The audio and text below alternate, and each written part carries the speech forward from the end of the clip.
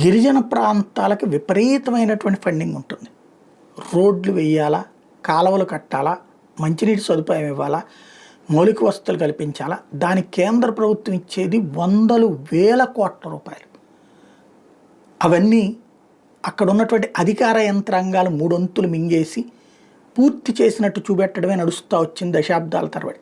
అందుకనే గిరిజన ప్రాంతాల అభివృద్ధి ఎక్కడ వేసిన గొంగళి అక్కడగానే ఉంది. అటవీ శాఖ మంత్రిగా ఉన్నటువంటి పవన్ కళ్యాణ్ నిజమైనటువంటి లీడర్గా గిరిజనుల విషయంలో వ్యవహరిస్తున్నాడు.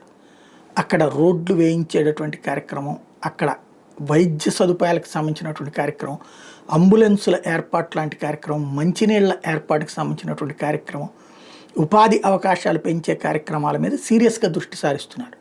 ఊరికినే ఓ స్టేట్మెంట్ ఇచ్చేసి లేకపోతే ఒక ఆర్డర్ ఇచ్చేసేసి కింద ఉన్న అధికారులకి చెప్పేసి వాళ్ళు ఇచ్చిన నివేదికలకి తలకాయ ఊపడం కాకుండా స్వయంగా వెళ్తున్నారు, తిరుగుతున్నారు, 2 రోజులు కాన్సన్ట్రేట్ చేస్తున్నారు, అక్కడ అన్ని ప్రాంతాల వాళ్ళతో మాట్లాడుతున్నారు, ఈ పథకాల అమల్లో ఎదురవుతున్నటువంటి లోటుపాట్లను ఎప్పటికప్పుడు పరిష్కరించే ప్రయత్నం చేస్తున్నారు.